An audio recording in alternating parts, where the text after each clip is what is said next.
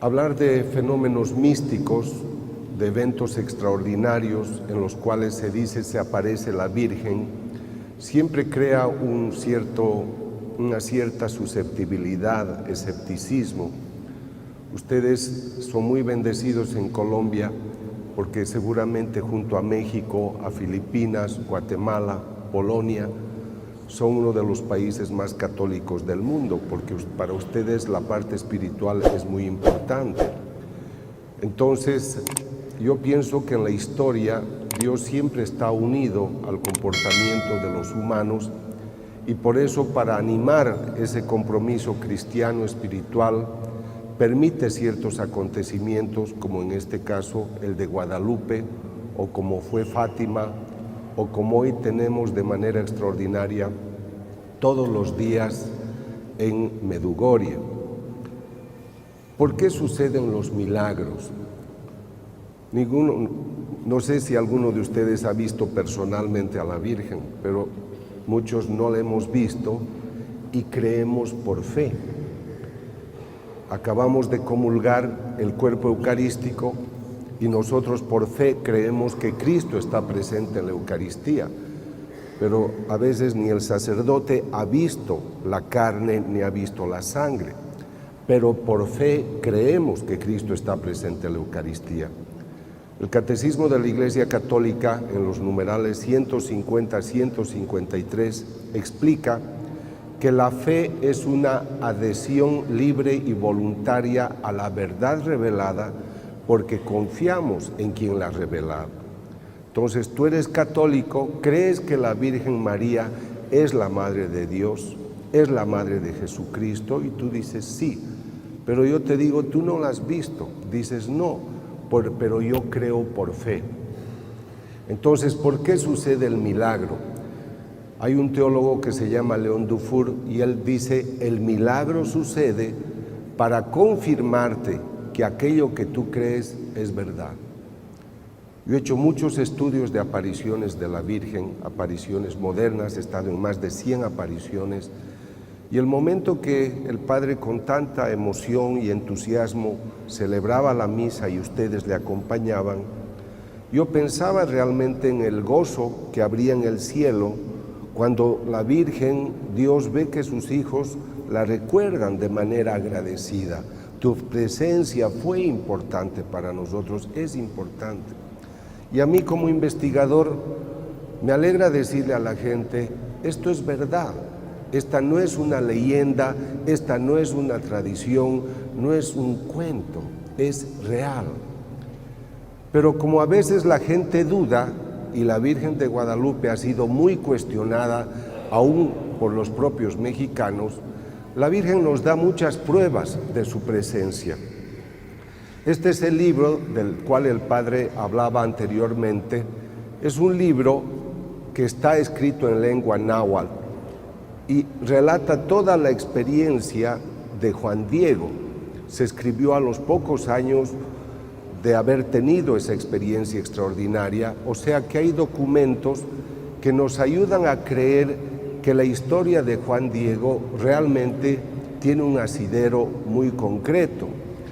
Ustedes saben que Juan Diego era sí ya un hombre mayor, pero se lo conoce como un hombre muy honesto, muy moral, humilde, sencillo. Esta es la colina del Tepeyac, y es acá donde se encuentran ya otros documentos que son de la época, donde se explica lo que puede haber sido esta aparición. Pero la historia es interesante, el Padre ya les ha dicho varias cosas. La Virgen se presenta a este campesino, pero algo que yo quisiera rescatar es el comportamiento de Diego. Diego la ve a la Virgen. Estamos hablando del año 1531, diciembre, y él se muestra entusiasta y respetuoso. Le dice, mi niña, mi preciosa, mi hermosa, mi bella, yo soy el pequeño. Este detalle es sumamente importante porque está mostrando una aceptación. Yo les voy a mostrar luego otra aparición que ocurre un siglo y medio después en Sudamérica, pero el hombre a quien se le aparece es un cacique, es más culto que Diego, es más poderoso, pero él toma una lanza y se la arroja a la Virgen, no le dice mi niña y mi preciosa. Yo trabajo mucho en México, acabo de llegar hace 3 días de México a su país, y yo les decía a los mexicanos, yo soy extranjero, conozco todas las ciudades más importantes de México, dicto unas 100 conferencias en ese país, o he dictado, y es un país que se declara mexicano y guadalupano. Entonces yo les pregunto, ¿por qué creen ustedes que Jesús, Dios, permitió que su madre se quedara acá? Porque sabía que el mexicano la iba a cuidar, iba a ser de ella su estrella. Y por esa actitud de aceptación que ellos han tenido, hoy se la conoce como la emperatriz de las Américas y del mundo. Yo estoy en Filipinas, estoy en Corea, estoy en Egipto, estoy hace poco en Washington, en su gran basílica, y siempre está presente la Madre de Guadalupe. Entonces, yo pienso de que ellos fueron las personas que acogieron esta presencia con mucho amor, pero empieza con toda la actitud que tenía Juan Diego.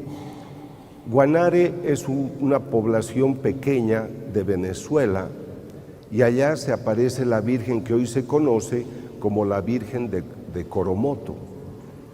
Después de Guadalupe, aunque es muy pequeñita la imagen, yo he estado hace poco en Venezuela con las personas que están trabajando en rescatar esta devoción, la imagen es muy pequeñita, pero cuando se aparece la Virgen al cacique, él no le quiere hablar, él se comporta de manera violenta.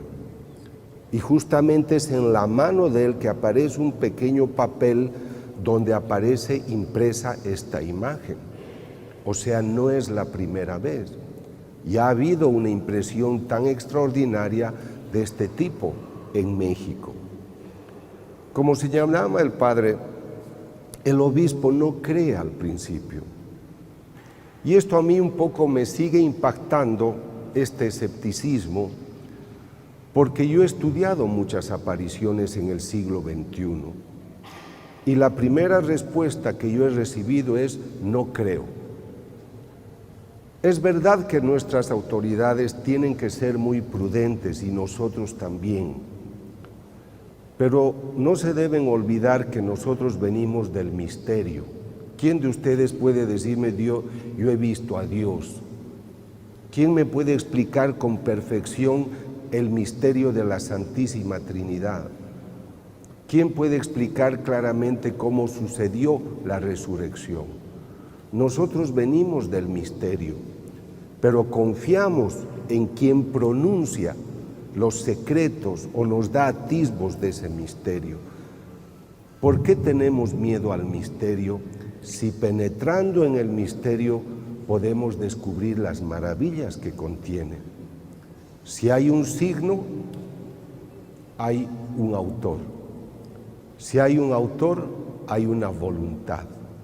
Y si hay una voluntad, se pronuncia para decirnos algo. Detrás del signo hay un significado. Entonces, yo digo siempre que el cerebro es como un paracaídas, solo sirve si se abre. Por lo tanto, ha sido importante que después de tener la prueba le dicen, no creo, pero si estás teniendo esta experiencia, dile a la Virgen que te dé una prueba.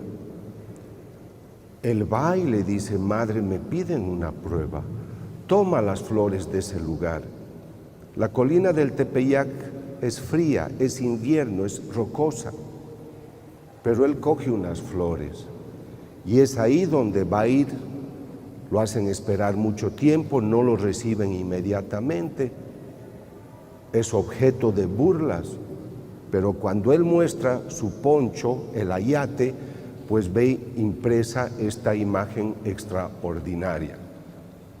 Esta es una toma del original de la Virgen, Vean la superficie con un color, pigmentos perfectamente adheridos a una superficie que además es irregular. Pueden ver acá que en el medio hay una división. En realidad el poncho tenía 3 divisiones.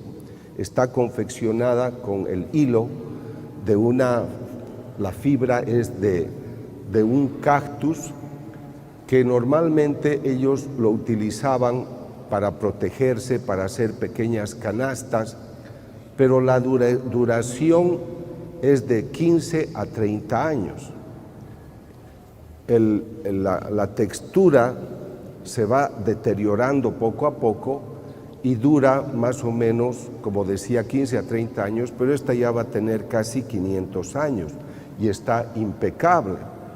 Estas son las pequeñas construcciones que han ido haciendo poco a poco, porque la Virgen le dice: yo quiero que me hagan acá una pequeña casa. Ha ido creciendo poco a poco. Esto es para que se documenten y tengan una idea del contexto mexicano. Pero ya la imagen empieza a llamar la atención. ¿Cómo puede ser de que salga impresa una imagen con tanta nitidez en una fibra tan áspera, tan rugosa, tan irregular? Cualquier pintor lo primero que busca es que para poder pintar, tenga una superficie lisa y muy regular. Se han hecho estudios con equipos infrarrojos para ver si debajo de la Virgen de la imagen hubiera algún bosquejo. Normalmente todos los pintores, antes de hacer una obra de este tipo, hacen un bosquejo. Entonces el estudio infrarrojo muestra que debajo no hay ningún bosquejo que hubiera ayudado a hacer la imagen.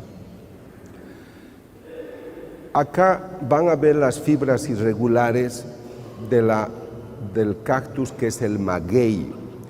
Entonces quisiera que mediten un poco, que aquí les estoy mostrando la superficie de la imagen real, y aquí ven cómo en un primer plano, cómo es irregular la superficie. Aquí tienen el maguey, aquí tienen cómo van obteniendo el hilo, pero ahora estén muy atentos porque vamos a penetrar dentro de la confección y van a ver cómo es realmente esta tela. Vean la perfección del color, los detalles que ustedes observan, las manos, el cuello, los ojos, pero ahora fíjense cómo es realmente la tela. Van a ver el interior, vamos a penetrar y díganme si en esta superficie alguien puede pintar una imagen con tanta nitidez. Esto es lo extraordinario. Cuando se han hecho estudios, los equipos españoles de artistas han querido ver si habían pinceles que se utilizaban, porque el pincel le da una dirección al color, pero acá no hay una dirección. Los científicos concluyen de que el color brota del interior, como si hubiera sido disparado por alguna forma de radiación desconocida. O sea que se excluye que cualquier mano de artista hubiera pintado esta imagen. Hubo muchos accidentes que han deteriorado la imagen, pero por ejemplo acá se derramó ácido nítrico. El autor se escapó por miedo porque dijo: he destrozado lo más bello que tienen los mexicanos, pero se creó una mancha que sí hubo una quemadura que se fue refaccionando por sí sola. Pero algo que está llamando la atención también hoy a la gente es de que en los contornos hay una especie de deterioro por el tiempo. Por eso han puesto ahora en el vacío la imagen y está sellada entre vidrios, justamente para prevenir cualquier problema de deterioro a causa del ambiente. Pero lo que los profesionales observan es de que todo lo que se conserva dentro de la imagen permanece impecable. El profesor Callahan, que es un profesor experto en biofísica, que a mí me ayudó a estudiar un caso de las apariciones de la Virgen en Conyers, Atlanta, en 1993, él dice, si nosotros analizamos la nitidez del color de lo que es la imagen, debo concluir que este cuadro se ha pintado la semana pasada. O sea, la nitidez, brillantez de los colores y la textura muestra de que es algo bastante fresco, pero no lo mismo en lo que pueda ser el alrededor, pero sí lo que es la imagen misma de la Virgen. También el Padre les ha explicado que hubo muchas persecuciones. México ha sufrido en 1928, 29, 30 persecuciones religiosas, pero hubo otros antecedentes ya. En 1919, 20, 21, 22 hubo algunos atentados, pero uno muy fuerte sucede cuando colocan en el altar una dinamita para destruir la imagen, explota la dinamita, pero lo único que sufre es un crucifijo de bronce que es el único que queda doblado. Si esa explosión ha creado semejante circunstancia, imaginen ustedes lo que habría hecho con la imagen, la tenía que haber hecho polvo. Pero vean aquí cómo pues Dios salvaguarda sus cosas. Si ustedes van a la basílica van a poder observar este crucifijo y van a poder ver siempre la imagen intacta. Ya en los años 30, 50, 1930, 50, se hacen estudios fotográficos de primeros planos de los ojos de la Virgen, y Carlos Salinas con Manuel de la Mora, que fueron de los primeros que se dieron cuenta de algo especial en los ojos de la Virgen. Observaron que en la córnea se veía el rostro de una persona con barba. Yo he estado con los científicos para poder indagar cómo han trabajado ellos. Han hecho muchísimos estudios en distintas épocas, pero se ha confirmado realmente que en la córnea hay la imagen de algunos personajes que poco a poco van a ir ustedes viendo con mayor nitidez. Vean acá, por ejemplo, se insiste en este rostro de una persona con barba, pero vamos a penetrar con mayores detalles. Este es el profesor Enrique Graue, que era oftalmólogo, y él dice que en la córnea, en el cristalino, se observa la imagen de un hombre con barba, que es lo que acaban de ver ustedes. Pero una declaración del profesor Graue es la siguiente. Él toma su oftalmoscopio y está mirando. Fíjense que para hacer estas investigaciones tienen que poner una plataforma alta y poder trabajar con cierta tranquilidad.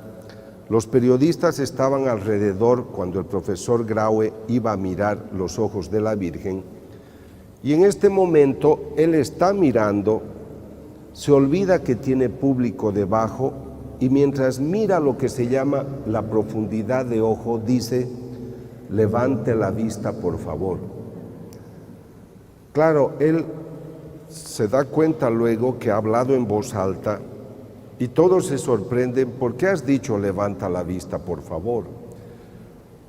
Él se siente cohibido, pero dice: yo estoy acostumbrado a ver fondo de ojo, y este ojo tiene el fondo como el que yo veo en mis pacientes. Me olvidé que estaba viendo un cuadro y por eso dije: levante la vista, por favor, que corresponde a la rutina. Años después ha ido un profesor japonés, también oftalmólogo, y cuando él hizo lo mismo se desmayó. Y cuando se recuperó dijo: es que he visto fondo de ojo como veo en muchos pacientes. O sea, no fue solamente el profesor Graue. Yo lo he ido a visitar al profesor José Aste Tonsman, que es de origen peruano, pero vive en México. Él es especialista en digitalización de imágenes y él es el que ha descubierto en plenitud lo que estaba en la córnea del ojo de la Virgen. Un indígena sentado con las piernas cruzadas, un hombre de barba anciano, otra persona, alguien que tiene un gorro y que está teniendo en las manos un lienzo. Él piensa que este es el momento en el cual Juan Diego, que tenía un gorro, está mostrando realmente la imagen de la Virgen. Encuentra una mujer con un sombrero de 3 puntas. Nadie había visto en nuestras épocas algo así, pero los estudios históricos muestran que en esa época habían personas que tenían sombreros de 3 puntas. Hay un niño. Este fenómeno se llama la ley de Purkinje y Samson. Si yo me aproximo a una persona que está cerca de la luz, yo puedo ver que en su ojo, en la córnea, se refleja alguna imagen, porque la córnea se comporta como un espejo. Esa ley ha sido muy estudiada por los médicos. Aquí ven ustedes cómo la córnea, el cristalino, la pupila, pueden captar imágenes incluso al revés. Eso sucede en el ojo de cualquiera de nosotros, en los 2 ojos. Entonces el profesor Aste ha estudiado los 2 ojos y puede ver perfectamente que como unos están siendo captados por el ojo izquierdo, otros por el derecho, la postura de todos cambia absolutamente y todos están reflejando el comportamiento, su presencia de acuerdo a la angulación en el lugar que se encontraban. Entonces la conclusión del profesor Aste Tonsmann es de que durante la aparición había 13 personas y entre ellas descubre una mujer de raza negra, que es la última. Entonces, como no se sabía de gente de raza negra, porque estamos hablando del 1531, han encontrado unos documentos en los que indica que fueron a trabajar algunas personas a México, obviamente eran esclavos, pero que cuando llegó el obispo Zumárraga a la residencia donde él vivía, él dio inmediata libertad a la negra que trabajaba en su casa, que se llamaba María. O sea que históricamente se puede demostrar que había realmente una persona de raza negra en la casa del obispo, y esa persona se la ha podido identificar gracias a estos estudios. Quisiera que observen muy bien esta imagen, porque acá les estoy mostrando en la fotografía obtenida microscópicamente por digitalización por el profesor Aste Tonsmann, hay un hombre anciano. Pero ahora vean lo que sucede con esta imagen. Este es el obispo Zumárraga. Ese es un cuadro que se pintó años después. Entonces, fíjense cómo realmente tenemos las pruebas de que en el momento de la aparición estaba el obispo, hay un hombre que interpreta a este como el traductor que le estaba traduciendo al obispo lo que hablaba el campesino, porque obviamente no estaban hablando en español. Yo he estudiado bastante y he estado con el padre Gobi. El padre Gobi fundó los movimientos sacerdotales marianos y en sus textos escribe algo que le dijo la Virgen. Estoy hablando de 1980-81. Busquen los secretos de mis ojos en Guadalupe. O sea, la Virgen se lo dijo por su parte al padre Gobi, pero ya la ciencia por su parte estaba trabajando estos temas. Se han hecho muchos estudios sobre la geometría, sobre la presencia de las estrellas, pero, por ejemplo, los expertos en pintura, en arte, han hecho estudios sobre la distribución geométrica cuando ellos pintan un cuadro de este tipo y han hecho todo un seguimiento geométrico para ver la perfección, cómo está centrada la imagen, demostrando que realmente todo el cálculo de focalización, distribución, es realmente perfecto. Esto lo ha hecho un artista altamente formado en lo que pueda ser la tridimensionalidad, la angulosidad, la perspectiva, y por eso creo que vale la pena poder conocer estos datos. En la actualidad se han interesado mucho por todas las estrellas, son 46 estrellas que figuran en el manto de la Virgen, y hoy se sabe, porque se ha trabajado mucho desde 1980 con astrónomos, tratando de explicar cuál es el significado de las estrellas, y han concluido que las estrellas están presentando cómo se presentaban en ese momento las estrellas, los planetas, en el momento de la aparición. O sea, las constelaciones están representadas perfectamente en el lugar, en la ubicación, en el grado, en la latitud, que ocurrió justamente en diciembre de 1531. Pero ese es un estudio, se están publicando ahora nuevos libros, hace 2 o 3 días me llevaron uno a México, y esta es la presencia de una madre importante. Hay misterios, como por qué no se deteriora el ayate, cómo puede haber esta imagen tan perfecta sin que se pueda evidenciar la presencia de una dirección en el pincel. Ahora tengan cuidado, porque a veces hay gente que seguramente con una buena intención manipulan la información, y en internet tal vez algunos de ustedes han visto que han dicho que han puesto unos termómetros, han puesto sistemas para medir latidos del corazón y han demostrado de que en el vientre de la Virgen hay un niño que está latiendo, que su temperatura varía. Eso no es verdad, nadie ha hecho una investigación de ese tipo. Es mentira también que la NASA hubiera investigado, la NASA no ha investigado. Entonces a veces ponen las personas, por ejemplo los que están trabajando para el aborto, en contra del aborto, dijeron, la Virgen muestra de que en su vientre hay unos latidos, que se le ha hecho el estudio. Con eso quieren decir es que ella está embarazada y hay los latidos. Evidentemente la forma es de una persona embarazada, porque la Virgen siempre va a anunciar a su hijo. Pero no es verdad que se hubieran hecho registros fisiológicos de alguien, de un niño que esté en el vientre y que ponga en evidencia latidos. Entonces, en este sentido hay que ser sumamente cuidadoso. Si ustedes van a la basílica, esto es lo que van a poder observar. Es un cofre con toda la seguridad de un vidrio blindado, pero sobre todo está la imagen cuidada en el vacío para evitar cualquier forma de deterioro.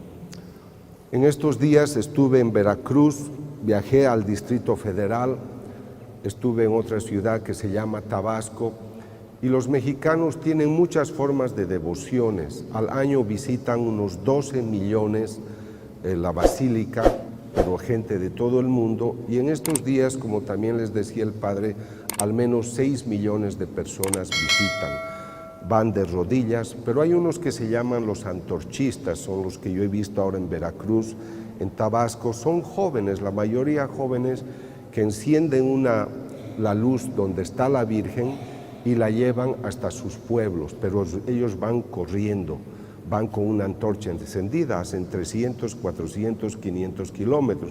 Obviamente tienen un coche que va con ellos y los cuida, pero son devociones muy bellas. A las mamás les gusta vestir a sus hijos con la ropa de Guadalupe, y en psicología nosotros llamamos moldeamiento. Los padres aquí en Colombia, yo he visto que también ponen de monaguillos a niños de 3, 4, 5 años de edad. Lo he visto mucho en Popayán. Y eso se llama moldeamiento. Quiere decir que si tú a tu niño desde temprano lo acercas a los bienes de lo que es la verdad espiritual, su cerebro aprende. Los que han leído mis libros sobre el cerebro, la palabra que hiere, que sana, saben que yo explico que cuando tú aprendes algo, eso no se queda en el aire, sino que entra y forma unas huellas en el cerebro, y por esas huellas nosotros tenemos luego muchos comportamientos. Ustedes son un país muy católico porque sus abuelos, sus papás han ido enseñando. Ahora, yo estuve aquí hace unos meses en Medellín y leí el periódico en el que decía que los jóvenes de 16, de 15, 14 años ya no eran tan católicos como sus padres porque sus papás habían bajado el entusiasmo por su vida religiosa. Entonces, este es algo que los sacerdotes, los obispos tienen que tomar en cuenta, porque los papás que hoy tienen 35 años, 40 años o 30 años son más relajados, no están asumiendo el rol espiritual que pues han tenido sus papás, y ustedes son una esperanza para el mundo.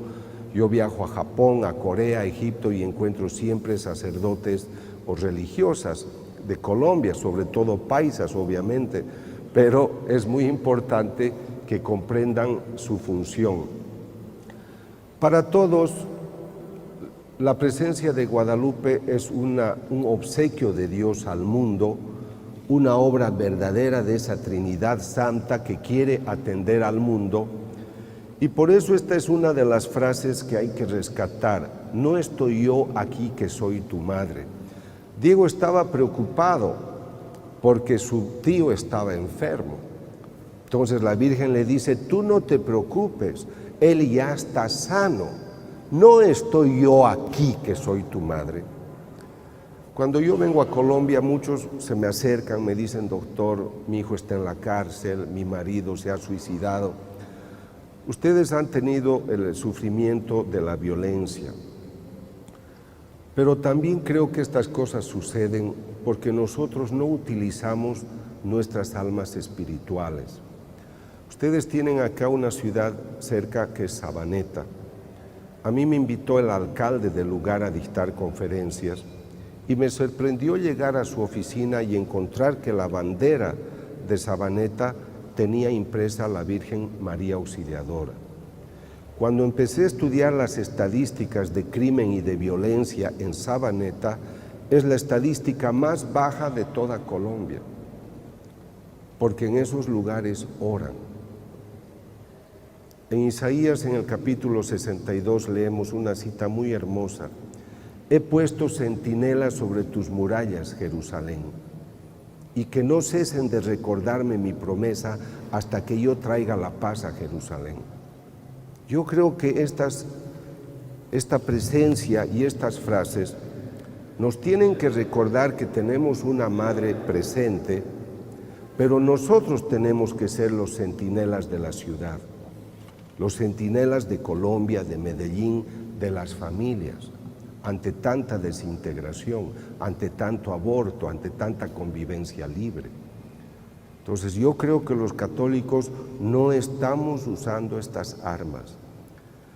Tengo una joven en México que coordina mis actividades y el día jueves me dice: doctor, le han encontrado un problema a mi mamá y ha dicho que la van a operar el lunes, pero necesito muchísimo dinero y no lo tengo. Entonces, entre los amigos juntamos lo que podíamos hasta el viernes, sábado, pero hay un joven que habla con Jesús. Yo estudio muchos de estos casos y Jesús le dice al joven: di a Alicia que yo le he dado las armas, que las utilice. Entonces ella me dice: doctor, Jesús me ha hecho decir que nos ha dado las armas. Le dije: Alicia, la oración, la comunión, el ayuno, eso hay que hacer, sábado y domingo. El lunes va la señora que tiene 65 años al hospital, el médico le hace las pruebas y le dice: aquí hay un cambio, pero creo que mis máquinas están mal. Y empiezan a hacer todos los estudios de nuevo y la mamá de mi amiga está perfectamente sana, no necesita cirugía alguna, porque hemos usado las armas, la oración. Por eso yo aplaudo la actitud del Padre y de muchos párrocos que yo conozco en su país, de gente que a ustedes les estimula en la oración. Y ustedes son dóciles. Yo voy a Medellín, a muchas iglesias. Cuando yo cuento de esto en mi país o en otros países, digo, yo voy el martes, el miércoles, el jueves a las iglesias en Medellín o en Bogotá, y las iglesias se llenan como si fueran domingo, porque ustedes son muy devotos. Entonces, si el mal existe, es porque nosotros no le ponemos el freno, y el freno no va a venir del gobierno. Ellos harán su parte, pero cualquiera de ustedes puede arrodillarse en su casa y pedir que Dios blinde su ciudad. Pero tú tienes que ser agradable a Dios. Tú no puedes pedirle bienes a Dios cuando estás peleando con todo el mundo o cuando no buscas vivir en gracia. Así que la Madre está esperando que nosotros toquemos sus puertas. Pero yo no quisiera que se queden solamente con la experiencia de Guadalupe. Es la figura de María. Me parece muy hermosa la frase de Grignon de Montfort cuando dice: Dios Padre creó un depósito de todas las aguas y lo llamó mar. Creó un depósito de todas las gracias y lo llamó María. María es la hija del Padre, es la llena de gracia, y ella es la madre de toda la humanidad.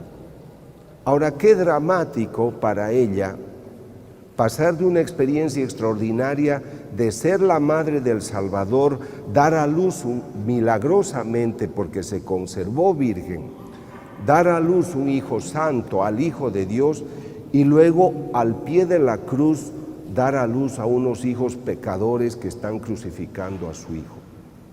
Pero ella asume y dice: sí, yo lo hago. ¿Ustedes creen que cuando ella tenía 14 años y medio y recibe la revelación, tú serás la madre? Ella sabía lo que le esperaba. No crean que ella se enteró de esto 3 días antes de la crucifixión. Ella lo supo. Por eso ella guardaba todo en su corazón. Entonces es la figura de una madre valiente que nosotros no solo vamos a aplaudir desde afuera o admirar, tenemos que imitar sus pasos, porque ella es una mujer. Esta es una frase de Juan Pablo II, donde habla como una mujer excepcional para todas las generaciones. O sea, nosotros tenemos que ser excepcionales. Encontramos injusticia, persecuciones, enfermedades, pero tenemos que ser valientes para afrontar las vicisitudes de la vida. Alégrate, llena de gracia, el Señor está contigo. Pero ella responde: aquí está la sierva del Señor, que se haga en mí según su palabra. A veces tenemos pruebas. Acabo de estar en un país en Centroamérica y han matado a una joven de 18 años en una zona. La mamá se enoja con Dios, va a comulgar, recibe la hostia en la boca, después la escupe y la tira al suelo, porque está enojada con Dios. Por tu culpa han matado a mi hija. Por favor, tu hija va con malas amistades, tu hija se droga, está rodeada de drogadictos y ahora le echas culpa. Además, tú nunca le has enseñado a rezar un Padre Nuestro. Somos injustos y no estamos dispuestos a asumir las consecuencias de nuestra propia conducta. Entonces, por esta razón, nosotros tenemos que seguir sus pasos. Ella es hija y es discípula. Es la primera, es la persona que dice: sí, yo voy a seguir sus pasos. Por eso nos da la enseñanza luego: hagan lo que Él les diga. Ella ha comprendido. Yo les voy a contar algo que viene de un libro que todos ustedes deberían leer y está en internet. Se llama La ciudad mística de Dios. Es un libro en el cual la Virgen relata su vida a María Jesús de Ágreda, una mística española. Y a ella le dice: sabes, yo sabía lo que a mí me esperaba, pero yo he aceptado Pero te voy a contar algo que no se ha escrito todavía. Cuando mi hijo subió a los cielos, tú sabes que le esperaba un gran recibimiento en el cielo. ¿Piensas tú que yo no estaría presente? ¿Que mi hijo no me llevaría a su entrada triunfal? Yo estuve con él. Y después de 3 días en el cielo, yo le dije, hijo, tengo que regresar al destierro. La Virgen llamaba la patria al cielo y decía, destierro es estar lejos de la patria, o sea, tengo que volver a la tierra. Y Jesús le dice, madre, no es necesario, porque tú ya has cumplido lo que tenías que hacer. Y la Virgen le dice, no, hijo, tú has iniciado la iglesia cristiana y es mi deber continuar tu labor. Y la Virgen trabajó aproximadamente hasta los 72 años. Por eso mi pregunta es, cuando el Señor se pierde y la Virgen lo encuentra con José en el templo, hijo, ¿por qué nos has hecho esto? ¿No sabes que debo ocuparme de las cosas de mi Padre? El Señor, cuando muramos, nos hará 2 preguntas. ¿Cuánto has amado y cuánto has cuidado la casa del Padre? ¿Cuántas personas se han convertido por tu ejemplo? ¿A cuántas personas has llevado la palabra de Dios? Por eso Juan Pablo II dijo, todo bautizado tiene el deber de evangelizar. Entonces no es solo el padrecito o la religiosa, sino que cada uno de nosotros debe hacer algo para cuidar esta casa de Dios, como lo hizo María, mostrándonos el camino, que es el camino de la verdad y la vida. Y justamente en nuestra vida, ¿qué es lo que más nos pide el Señor? Que hagamos su voluntad. Por eso la Virgen tuvo este conocimiento y nos da una consigna tan importante como es, hagan lo que Él les diga.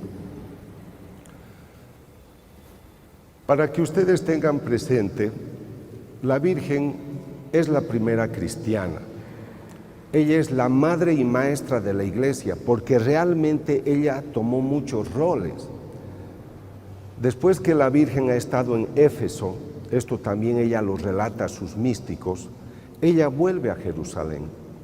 Pero lo primero que pide es, quiero hacer un recorrido por todos los lugares que mi hijo ha recorrido hasta llegar al Gólgota. Y así empieza el Vía Crucis. Ella fue la autora del Vía Crucis, fue la primera. Después los reúne a los apóstoles y les dice, es hora que tengamos una oración que sintetice la fe que mi hijo nos ha enseñado. Entraremos en ayuno durante 9 días y pediremos que el Espíritu Santo nos ilumine. Las novenas empiezan con la Virgen María. Se reúnen los 9 y dice, Pedro, empieza tú. Y Pedro dice, creo en Dios Padre Todopoderoso. Sigue tú, Santiago, creador del cielo y de la tierra. La Virgen hay que conocerla. Es fuente de sabiduría. El respeto a los ornamentos, todo cómo se iba a ir celebrando poco a poco la Eucaristía. Muchas fueron iniciativas de ella. Por eso, con toda razón, se la debe reconocer como madre y maestra. Ahora, la Iglesia, tomando a María como modelo, tiene que imitarla, pero imitar su fe, su amor. ¿Cómo va a ocurrir esto si yo no conozco varón? Ella tiene fe. Por eso les decía, yo no me quisiera quedar solo presentándoles los misterios de Guadalupe, porque se van a quedar con lo extraordinario y eso está bien. Pero la pregunta es, ¿y qué significa eso para tu vida? La Virgen relata a María Jesús de Ágreda y le dice, ustedes piensan que solo porque yo era María y Jesús y José, nosotros vivíamos en armonía. Es verdad, pero cada uno de nosotros trabajaba cada día para dar lo mejor de sí, porque todos éramos humanos. Entonces ustedes y nosotros no podemos admirar a la Virgen, a Jesús o a San José y considerar que esa es una vida paralela a la nuestra. Nosotros tenemos que hacer lo que ellos han hecho, amar, tener fe. A mí la figura de José me parece que está siendo todavía muy descuidada. Yo he comprendido que en mi oración debo pensar en Dios Padre, Dios Hijo, Dios Espíritu Santo, Virgen María y San José. Porque su entrega y su presencia fue fundamental para la historia de nuestra iglesia. Entonces no vamos a admirar de lejos. ¿De qué sirve admirar a alguien si no estamos dispuestos a hacer lo que ellos han hecho? Aplaudimos a Teresa de Calcuta, aplaudimos a Nelson Mandela que acaba de morir, pero ¿cuántos dicen yo voy a hacer lo mismo en lo que a mí me toca? No necesitas ser un gran político, sé un buen hijo, sé un buen parroquiano, sé un buen sacerdote, sé un buen sacristán, sé un buen hijo de familia. Ama y haz lo que quieras. Entonces, por eso decía que debemos entender esta fe profunda, y me parece bellísima rescatar esta cita de Hebreos 11:1, la fe es creer en lo que se espera, es la certeza de las cosas que no se pueden ver. Y es aquí donde aprovecho unos minutos, porque siempre me dicen, doctor, y va a hablar de las hostias que sangran. La Virgen es madre de la Eucaristía, y seguramente la mayor bendición que yo he tenido en mi vida es tener la oportunidad de estudiar milagros eucarísticos, porque todo cristiano sabe que el centro de la vida cristiana es la Eucaristía. Nosotros por fe creemos que Cristo está presente en el pan consagrado, en el vino consagrado, pero les decía, el milagro sucede para demostrarte que aquello que tú crees es verdad. Mira que estas hostias sangran. Esta hostia sangra el 92 en Buenos Aires, esta el 96. Hago los estudios durante muchos años, 6 años y medio, invitado por el cardenal Jorge Bergoglio, que ahora es el Papa Francisco, y demuestro de que no solamente la sustancia es sangre, sino que los coágulos muestran un tejido vivo. Y no lo digo yo, lo dicen los médicos, patólogos, expertos en medicina forense del corazón. Es músculo del corazón, miocardio, ventrículo izquierdo. Pero el momento que el doctor Castañón tomó la muestra, el tejido estaba vivo. ¿Por qué dice que estaba vivo? Porque hemos encontrado glóbulos blancos intactos, y los glóbulos blancos intactos solo pueden llegar a esta parte por circulación sanguínea. Así que cuando usted tomó la muestra, el tejido estaba vivo. Los glóbulos blancos en nuestro organismo sobreviven 12 horas, fuera del organismo 5 minutos a 1 hora. Estos tienen 6 años frescos, intactos, sin ningún preservante. Entonces esto es demasiado extraordinario. Me ocurre hasta el 2006 estudiando para el cardenal Bergoglio las hostias de Buenos Aires. Pero el año 2009, otro obispo, esta vez un obispo mexicano, me pide que estudie unas hostias que han sangrado. Es el obispo Alejo Zavala, obispo de la diócesis de Chilpancingo, Chilapa, en el estado de Guerrero, donde una ciudad importante es Acapulco. Él me dice, doctor, esta hostia ha sangrado el 2006. Yo voy en noviembre de 2009, 3 años después. Y me dice, estúdiela, por favor. Pero lo primero que necesito que me diga es si la sangre le han puesto por encima o brota del interior. 2 estudios realizados en laboratorios distintos en fechas distintas, muestran que la sustancia brota del interior hacia la superficie. Nadie ha puesto. Este es el otro estudio que muestra que del medio sale la sustancia, que es sangre. Los estudios muestran que se trata de sangre humana. Pero en los 2 estudios de hostias que tengo, estoy haciendo 10 estudios, pero en estos estudios, que en realidad son 3, 2 de Argentina, 1 de México, los tejidos están lastimados. En la hostia de Argentina ha habido un infarto al corazón. Estas se llaman estrías y cuando en un corazón sano están sanas, las estrías son rectas y los espacios interestrías son pequeños. Acá el médico, el doctor Federico Tsugibe, dice: su paciente ha sufrido mucho porque ha tenido un infarto al corazón. En el estudio de México, que es el más reciente que tengo, el profesor dice: aquí hay unos macrófagos, este es del 28 de julio de 2011, hay unos macrófagos, glóbulos blancos, fagocitando lípidos, porque este tejido está también lastimado, pero los glóbulos blancos están trabajando para reparar esa lesión. Entonces yo voy donde el teólogo, le digo: monseñor, ¿por qué encuentro que la hostia de Argentina y la hostia de México tiene lesiones? Doctor, después de 2000 años, muchos no creen que Cristo esté presente en la Eucaristía. Comulgan en pecado mortal, no le dan el lugar. Hemos encontrado lugares donde venden hostias consagradas a $5 para misas negras, para brujeríos. Después de 2000 años no lo reconocemos y lo seguimos crucificando. Por eso usted ha encontrado lesiones en esos tejidos. Pero lo más extraordinario es de que hay estas manifestaciones. Tienen el milagro eucarístico y las apariciones marianas. En ninguna época del mundo hubo apariciones como ahora. En Medjugorje son todos los días desde el 24 de junio hasta el día de hoy. Yo he estudiado el caso de muchos de ellos, pero esto me ocurre a mí en Congers, Atlanta, donde se aparece la Virgen cada 13 de mes y durante la aparición en el cielo se pueden ver imágenes de este tipo. Este es Vishka en Medjugorje, se le toma una fotografía y detrás de ella hay una persona. Ella dice: es la Virgen María.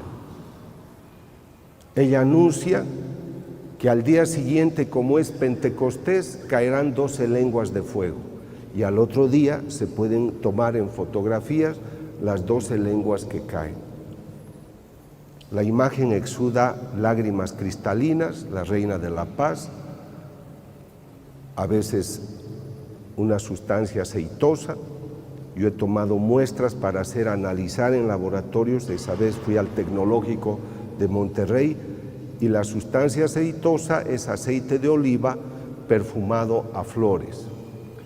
Esto es en Congers. Yo le invité a mi madre para que vaya al lugar y esto es lo que han hecho, un altar, pero después en una fotografía del mismo altar aparece una imagen que no existe en ese sitio. Esto ocurre el 13 de octubre, también en Congers, Atlanta. Y esta es seguramente una de las más hermosas en Medjugorje, donde una persona siente la necesidad de fotografiar algo de un árbol y cuando revela la fotografía aparece una persona con el rosario. Entonces, no estoy yo aquí que soy tu madre.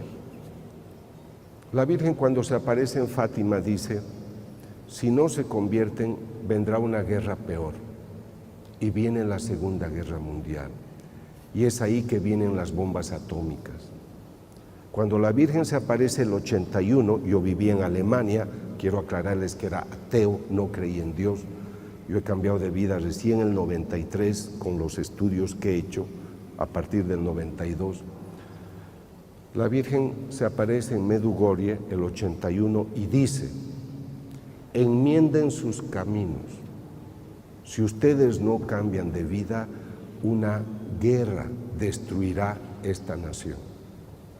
y la guerra de los Balcanes hizo destrucciones que recién ahora se van comprendiendo.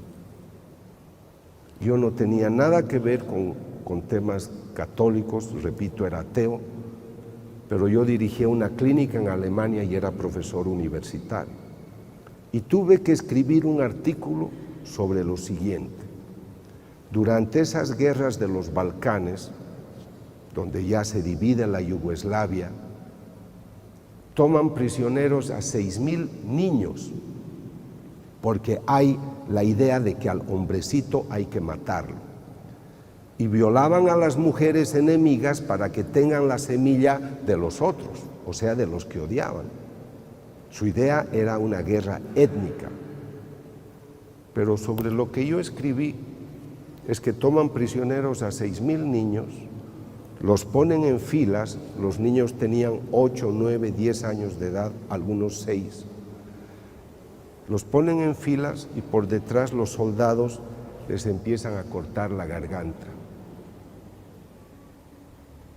Y a medida que retrocedían para matar a los siguientes niños, los cabellos de los niños de 8 o 9 años de edad se volvían blancos en ese minuto. Era un cuadro psicosomático basado en el terror.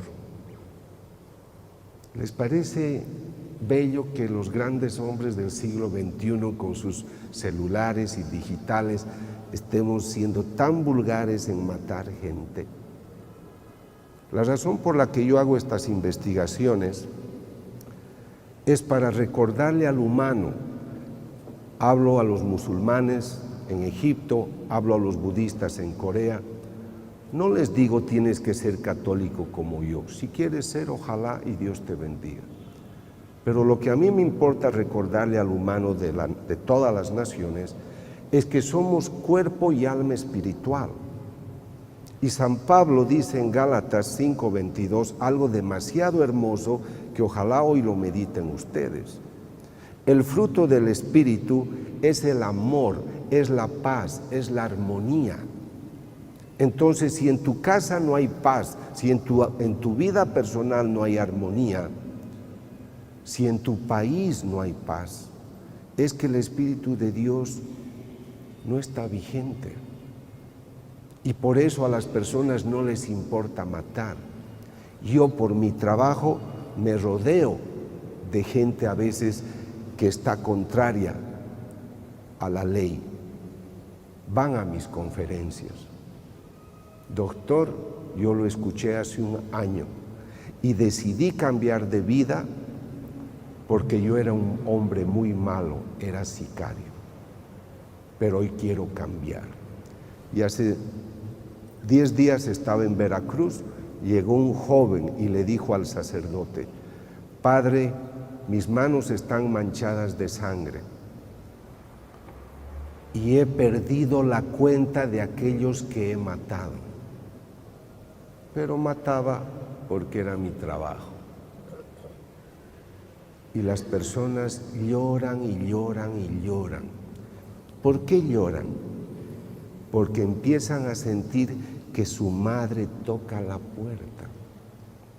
Por eso la nueva evangelización. Por eso cada uno de nosotros al salir de acá no puede decir qué interesante lo que ha hablado el doctor. La pregunta es, ¿qué estás haciendo con tu espíritu?